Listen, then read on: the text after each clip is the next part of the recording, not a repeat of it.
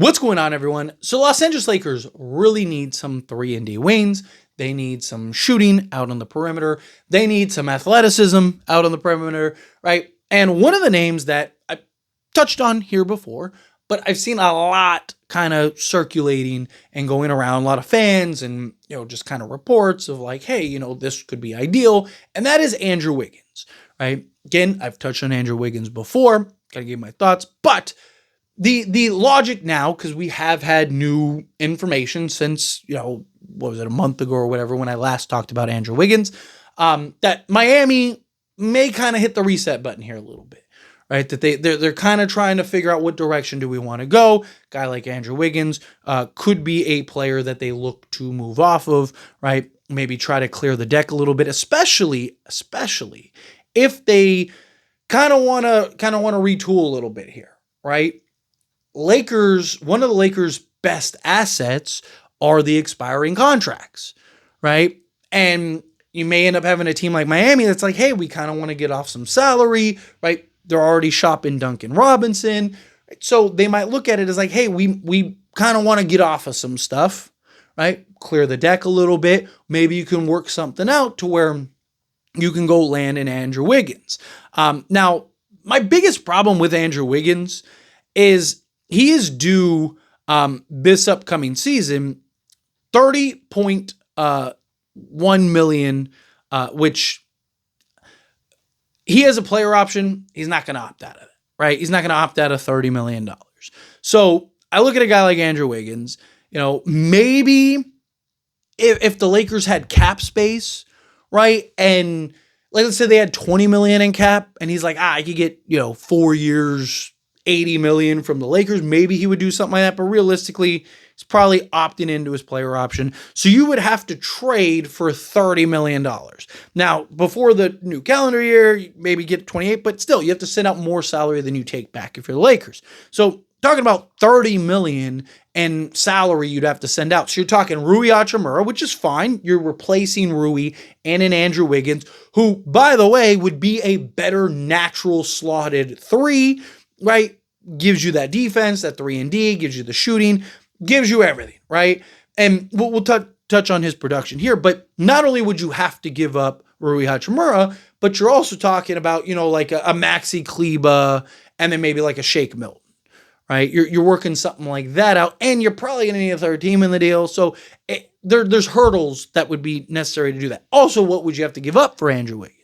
Right? I imagine it's not going to be as simple as just like, hey, give us some expiring contracts, especially when he's going into a contract year, right? So probably going to have to give up, a pick swap or something, but you shouldn't have to give up Dalton Connect because he is a guy that's 30 years old. He'll be 31 going into next season. You shouldn't have to give up Dalton Connect, and you shouldn't have to give up Austin Reeves in order to acquire him. And that's kind of what people's logic is as to why we should go after Andrew Wiggins, is because of his contract, his age and all that stuff. He's still young enough to where he makes sense for the next few years, right? Even on a new contract, right? You might be reasonable, but also could give you some financial flexibility, maintain some financial flexibility, right? So again, there is a path there where Andrew Wiggins may make some sense. If you can give up, a pick swap or, 2, cool, fine, you get a guy. Andrew Wiggins also is probably best slotted as like your third or fourth guy, right? If he's like your main guy or second guy, there's questions. Now, obviously, the 2022 Golden State Warriors, Andrew Wiggins was special in that run. I mean, so much so there was a genuine argument for him to win Finals MVP, right?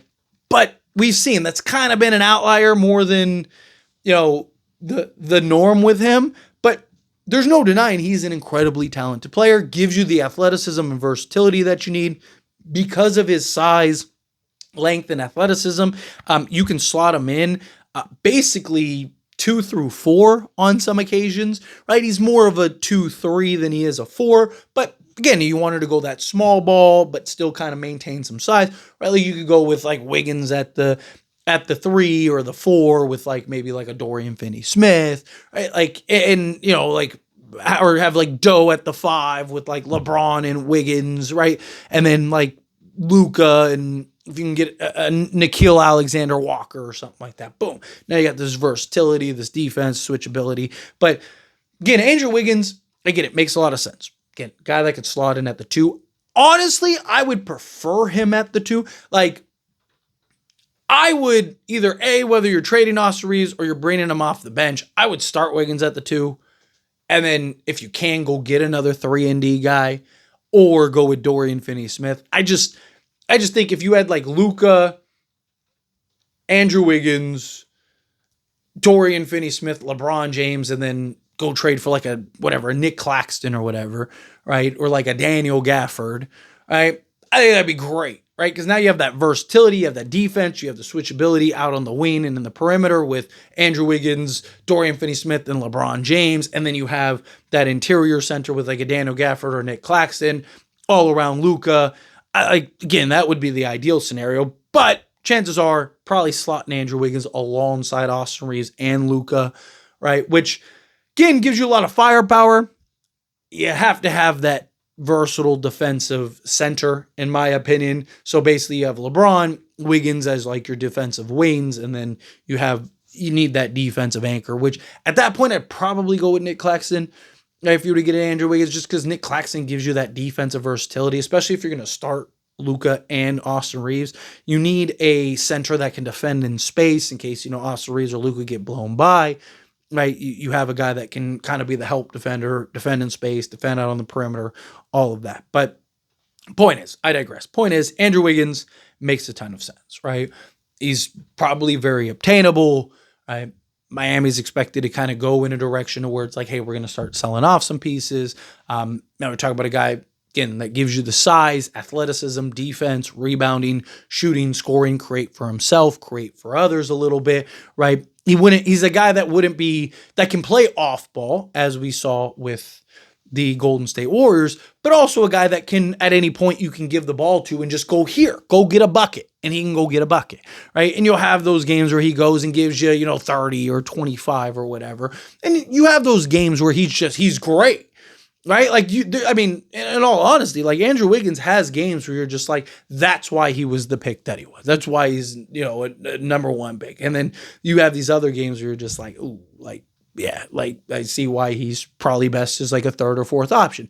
But that's what he'd be on the Lakers, right? Even if the Lakers were to trade Austin Reeves, not for Andrew Wiggins, I don't see the Lakers doing something like that, but let's say the Lakers were able to pull off a deal with Austin Reeves. Andrew Wiggins, yeah, would still only be your 3rd, 4th option anyway, depending on what you traded Reeves for, right? So worst, or I guess best case scenario is Andrew Wiggins is your 3rd option, right? Like, best case scenario, he's your 4th option, which I think he'd be just thrive in, right? He'd be arguably one of the better 4th options in the league, right? Because even on the Warriors, he was, the 2nd option on many, if not most nights, right? But what does Andrew Wiggins provide? What did he do? Well, you look at last year with the Golden State Warriors, right? He played in 43 games, started all 43, averaged 30.1 minutes per game, 13.7 field goal attempts per game, shot 44.4% from the field, 38% from three-point range on 5.8 attempts, shot 49% from 2-point range on 8 attempts, 52.4% EFG, 77.7% from the free throw line on 4.2 attempts, averaged 5 rebounds, 2.5 assists, a steal, a block, and 17.6 points per game. So basically 18 points per game.